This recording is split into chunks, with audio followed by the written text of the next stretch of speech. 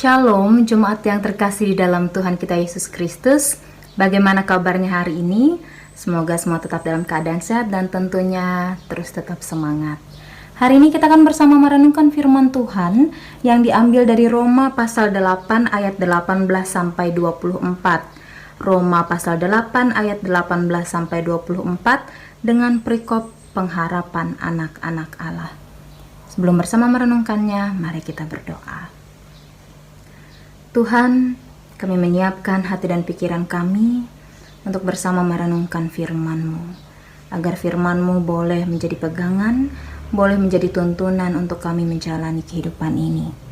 Biarlah kami boleh menjadi pendengar firman-Mu yang setia, terlebih lagi kami boleh menjadi pelaku firman Tuhan yang setia. Terima kasih Tuhan, bersabdalah bagi kami, terpujilah nama-Mu. Amin. Dalam Roma pasal 8 ayat 18 sampai 24 ada 4 bagian yang akan saya bagikan kepada Bapak, Ibu, Saudara-saudari sekalian. Bagian pertama yaitu bagaimana Paulus menyatakan keyakinannya tentang mengikut Kristus. Pada ayat 18 dituliskan, sebab aku yakin bahwa penderitaan zaman sekarang ini tidak dapat dibandingkan dengan kemuliaan yang akan dinyatakan kepada kita. Ia ingin menegaskan bahwa penderitaan yang ia alami atau yang kita alami pada saat ini itu tidak sebanding dengan apa yang akan kita dapatkan kelak, yaitu kemuliaan Allah.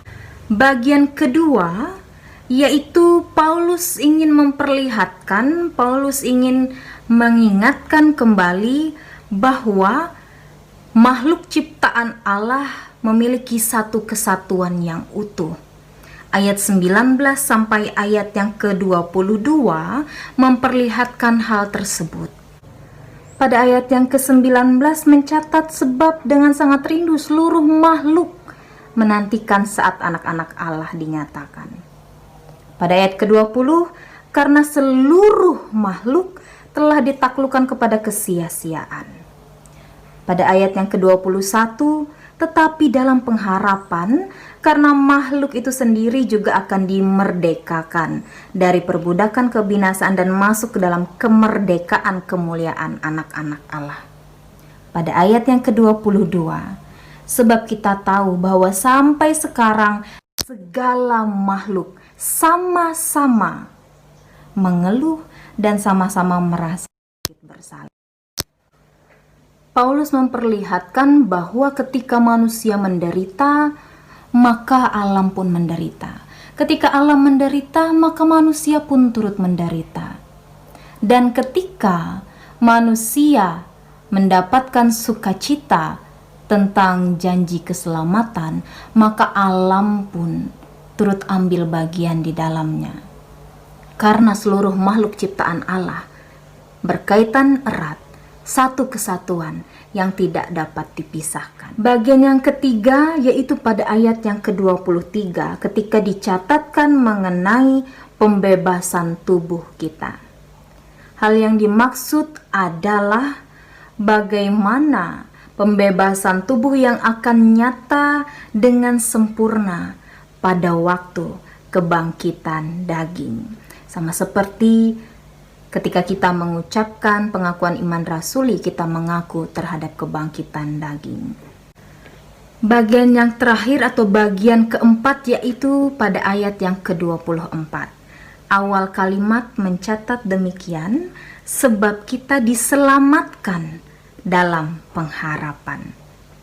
Kemudian ada pernyataan di dalam pertanyaan pada kalimat berikutnya. Tetapi pengharapan yang dilihat bukan pengharapan lagi. Sebab bagaimana orang masih mengharapkan apa yang dilihatnya? Maka bagian keempat ini berbicara mengenai pengharapan yang diteguhkan oleh iman. Bagaimana kita masih terus berharap, kita masih berserah di dalam pengharapan tentang apa yang akan terjadi nanti. Tentang apa yang tidak bisa kita prediksi, tentang bagaimana hal ini akan berakhir, atau tentang bagaimana sedetik kemudian apa yang Tuhan rancangkan dalam kehidupan kita. Dengan demikian Roma pasal 8 ayatnya yang ke-18 sampai ke-24 boleh menjadi renungan dan kekuatan bagi kita sekalian. Bagaimana tugas kita pada saat ini ialah tentang terus bertahan, terus bersabar, terus berserah untuk menanti akhir yang telah ditetapkan oleh Allah, yaitu keselamatan yang kekal. Keselamatan yang kekal yang diterima melalui penderitaan yang dirasakan.